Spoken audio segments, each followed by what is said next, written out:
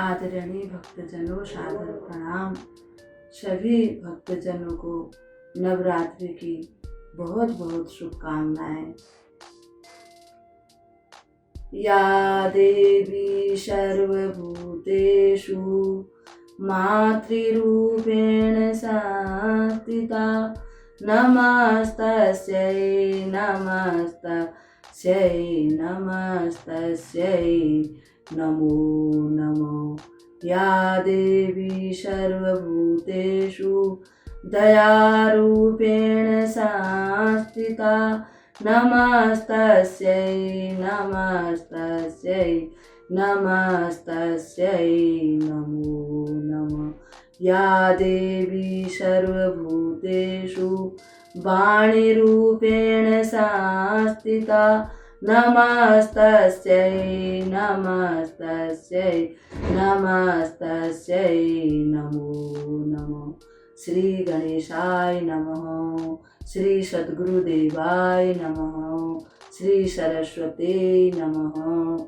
आदरणीय भक्तजनों, आज हम देवी माता की रक्त बीज वध 8वें अध्याय की कथा को श्रवण करेंगे। सप्तशती के अनुसार इस कथा को मेधा ऋषि श्री समाधि नाम के वैश्य और महाराज सुरत को सुना रहे हैं। ऋषि कहते हैं कि मैं अणिमा आदि सिद्धिमयी किरणों से आवृत भवानी का ध्यान करता हूँ। उनके शरीर का रंग लाल है, नेत्रों में करुणा लहरा रही है तथा हाथों में पास, अंकुश, बाण और धनुष शोभा पाते हैं। आगे ऋषि कहते हैं, चंड और मुंड नामक दैत्यों के मारे जाने तथा बहुत सी सेना का संहार हो जाने पर दैत्यों के महाप्रतापी राजा शुंभ और निशुंभ को बड़ा क्रोध आ गया। वे क्रोध से के मारे कांपने लगे। वे अपने सेनापतियों से, सेना नायकों से कहने लगे कि तुम सब लोग सब तरह से सज करके, सब तरह से तैयार हो करके, अस्त्रों से सज धज करके रण क्षेत्र की तरफ कूच करो। राजा की आज्ञा पाकर वे सारे सेना नायक, सेनापति सेनाओं को साथ लेकर के तुरंत ही माता भवानी से युद्ध करने के लिए निकल पड़े। मेधा ऋषि कहते हैं कि राजन, जब माता रानी ने देखा कि राक्षसों की सेना आ रही है, उन्होंने धनुष की टंकार की और उस धनुष की टंकार से सारी पृथ्वी कांप उठी और उनके घंटे के शब्द से भी सारी दिशाएं गूंजने लगी। शेर के दहाड़ से सब लोग भयभीत हो गए। राजन, तदंतर उस देवी ने अपने विकराल मुख को और भी बढ़ा लिया और इस प्रकार से वह देवी उस रणांगण में विजयी हुई। इसी बीच में सिंह तथा काली देवी को क्रोधपूर्वक चारों तरफ से उन राक्षसों ने घेर लिया। महाराज कहते हैं कि हे मुनि, आगे की कथा सुनाओ, फिर क्या हुआ।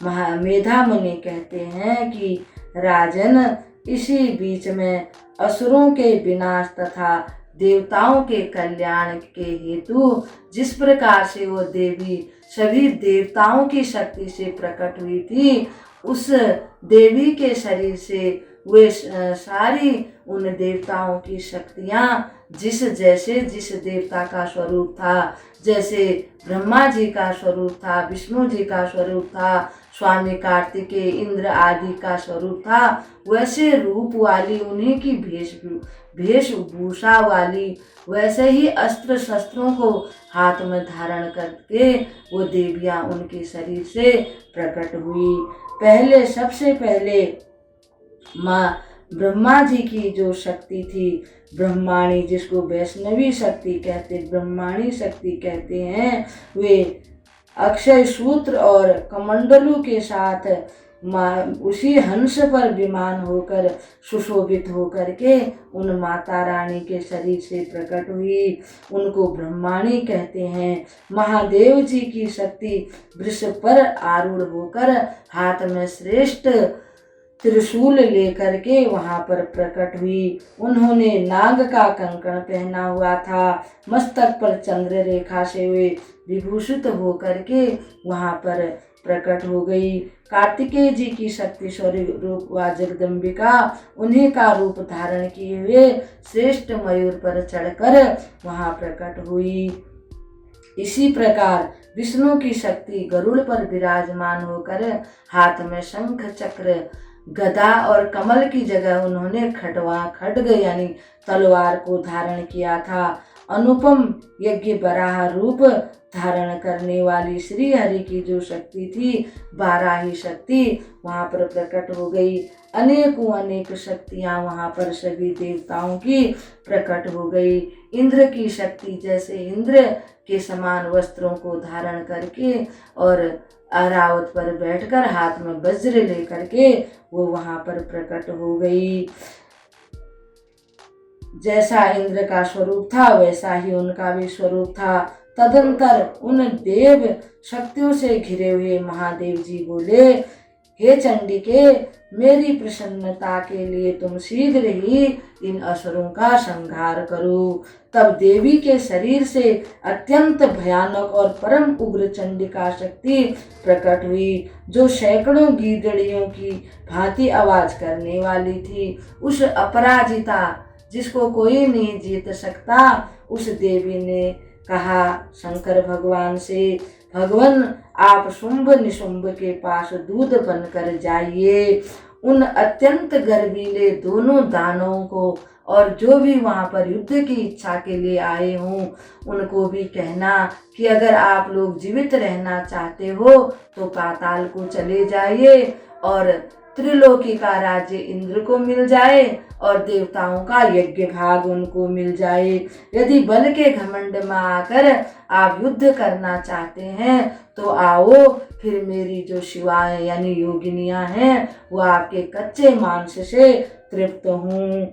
इस प्रकार से जब देवी ने कहा तो उन देवी का नाम पड़ गया शिवदूती। वे शिवदूती के नाम से इस विश्व में विख्यात हो गई।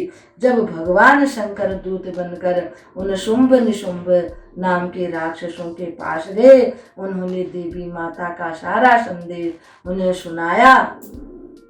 उस संदेश को सुन करके वे और भी क्रोधित हो गए। वे सारे युद्ध की तैयारी करने लगे और युद्ध के मैदान में आकर उन माताओं से युद्ध करने लगे। बड़ा जोर का युद्ध हो गया। भगवान जो ब्रह्मा जी से का रूप धारण के ब्रह्माणी माता थी, वह अपने कमंडलों से सबके ऊपर जल छिड़क करके उनकी शक्ति को क्षीण कर देती थी। भगवान विष्णु की शक्ति जो वैष्णवी शक्ति थी, वह अपने चक्र से उन राक्षसों को मारती थी। इसी प्रकार से जो इंद्र की शक्ति थी, वह वज्र से उन राक्षसों पर प्रहार करती थी। वे राक्षस बहुत से भतेरे राक्षस मारे गए। वह रण क्षेत्र उन राक्षसों से पट सा गया और जो बाराही शक्ति थी वो अपनी थूतन की मार से उनको नष्ट कर देती थी। राक्षसों को कितनों को ही अपनी छाती से धक्का देकर मार देती थी। इसी प्रकार से वे राक्षस मारे जाने लगे। इस प्रकार क्रोध में भरे हुए मातृगणों ने नाना प्रकार के उपायों से बड़े बड़े असुरों का वहां पर मर्दन कर दिया। मातृगणों से पीड़ित दैत्य युद्ध के में भागने लगे इधर उधर। तब रक्तबीज नाम का राक्षस युद्ध करने के लिए आया। उसने युद्ध के लिए माता को ललकारा।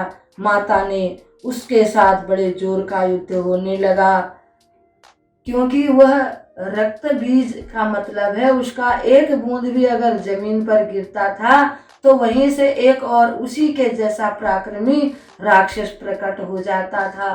तब माता चंडिका ने कहा कि हे देवियों, तुम सब इस पर बाणों से प्रहार करो, सब इस पर अस्त्र शस्त्र से प्रहार करो। ब्रह्माणी ने उसके ऊपर जल छिड़क दिया, उससे उसकी शक्ति कुंठित हो गई। माता वैष्णवी उसको अपने चक्र से मारने लगी, इंद्राणी अपने वज्र से मारने लगी। जितने ही रक्त के बूंद जमीन पर गिरते थे, फिर उतने राक्षस उत्पन्न हो जाते थे। इतने राक्षस उत्पन्न हो गए कि चारों तरफ रक्त बीज नजर आने लगे। अब देवता लोग ने जब देखा कि चारों तरफ राक्षस ही राक्षस दिखाई दे रहे हैं, तो उनको बड़ा कष्ट हुआ। वो सोचने लगे कि अब किस प्रकार से युद्ध में विजय प्राप्त होएगी। देवताओं को उदास देखकर तब माता ने कहा कि हे देवी चंडिके, तुम अपना मुख फैलाओ, ताकि ये रक्त जो भी है, तुम सब इस रक्त बीज का रक्त अपने मुख में ले लो। निश्चय ही जब तुम्हारे मुख में इसका रक्त आएगा, जो भी राक्षस उत्पन्न होगा तुम उसको चबा जाना। उस चंडिका ने ऐसा ही किया। उस महादैत्य रक्त बीज से जितने भी असुर उत्पन्न होते थे, वे सब के सब माता चट्ट कर जाती थी। तब इस प्रकार से रक्त से उत्पन्न होने वाले महादैत्यों का भक्षण करती हुई वह माता रण क्षेत्र में विचरने लगी। उन भयंकर दैत्यों का जब सारा रक्त समाप्त हो गया, तो वह भी वीरगति, वह भी मारा गया। चामुंडा ने उसे मार गिराया। इस प्रकार से वह रक्त बीज धराशायी होकर पृथ्वी पर गिर गया। इस प्रकार से देवता फूलों की वर्षा करने लगे और बड़े प्रसन्न हो गए। मेधा मुनि कहते हैं, राजन, उस रण आंगन में मातृगण जो थी, वह उन्मत्त से होकर जब सारे राक्षस मारे गए, रक्त बीज भी मारा गया, तो उन असुरों के रक्तपान के मद से वो माताएं उद्धत सा होकर के नृत्य करने लगी। इस प्रकार श्री मार्कंडेय पुराण में सावर्णिम मनवंतर की कथा के अंतर्गत देवी महात्म्य रक्त बीज वध नामक 8वां अध्याय पूरा हुआ। बोल भगवती माता की जय। तुम काली हो कल्याणी हो माँ, मैं जहाँ देखूं वहाँ योग माया। तुम काली हो कल्याणी हो माँ, मैं जहाँ देखूं वहाँ योग माया। तुम सागर से उत्पन्न हो माँ, तुम विष्णु की पटरानी हो माँ। तुम वैभव देने वाली हो माँ, मैं जहाँ देखूं वहाँ योग माया। तुम काली हो कल्याणी हो माँ, मैं जहाँ देखूं वहाँ योग माया। मैं जहाँ देखूं वहाँ योग माया। बोल साचे दरबार की जय। बोल दुर्गा महारानी की जय।